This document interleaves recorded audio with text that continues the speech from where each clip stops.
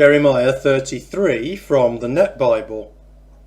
The Lord promises a second time to restore Israel and Judah. The Lord spoke to Jeremiah a second time while he was still confined in the courtyard of the guardhouse. I, the Lord, do these things. I, the Lord, form the plan to bring them about. I am known as the Lord. I say to you, call on me in prayer, and I will answer you.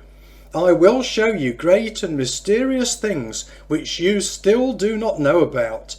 For I, the Lord God of Israel, have something more to say about the houses in this city and the royal buildings which have been torn down for defences against the siege ramps and military incursions of the Babylonians. The defenders of the city will go out and fight with the Babylonians, but they will only fill those houses and buildings with the dead bodies of the people that I will kill in my anger and my wrath.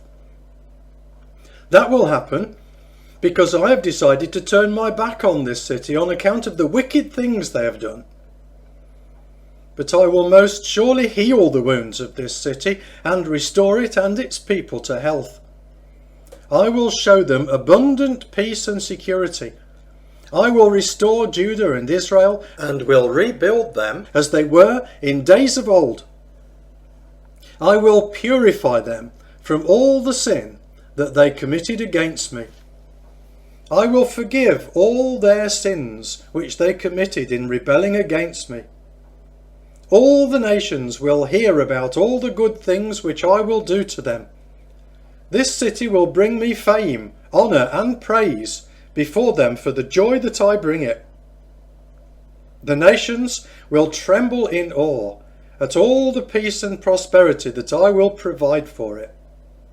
I, the Lord, say, you and your people are saying about this place, it lies in ruins.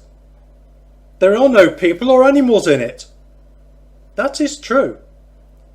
The towns of Judah and the streets of Jerusalem will soon be desolate, uninhabited either by people or by animals. But happy sounds will again be heard in these places.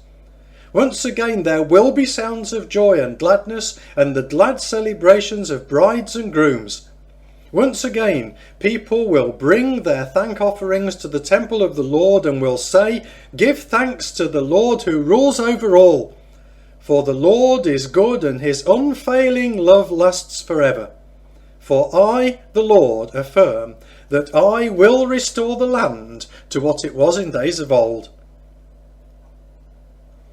I, the Lord, who rules over all, say, this place will indeed lie in ruins.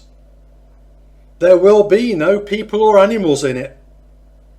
But there will again be in it and in its towns sheepfolds where shepherds can rest their sheep. I, the Lord, say that shepherds will once again count their sheep as they pass into the fold. They will do this in all the towns in the southern hill country, the western foothills, the southern hill country, the territory of Benjamin, the villages surrounding Jerusalem, and the towns of Judah. The Lord reaffirms his covenant with David, Israel, and Levi. I, the Lord, affirm, the time will certainly come when I will fulfill my gracious promise concerning the nations of Israel and Judah. In those days and at that time I will raise up for them a righteous descendant of David. He will do what is just and right in the land. Under his rule, Judah will enjoy safety and Jerusalem will live in security. At that time Jerusalem will be called, the Lord has provided us with justice. For I, the Lord, promise, David will never lack a successor to occupy the throne over the nation of Israel. Nor will the Levitical priests ever lack someone to stand before me and continually offer up burnt offerings, sacrifice cereal offerings, and offer the other sacrifices. The Lord spoke further to Jeremiah. I, the Lord, make the following promise. I have made a covenant with the day and with the night, that they will always come at their proper times. Only if you people could break that covenant could my covenant with my servant David and my covenant with the Levites ever be broken. So David will by all means always have a descendant to occupy his throne as king, and the Levites will by all means always have priests who will minister before me.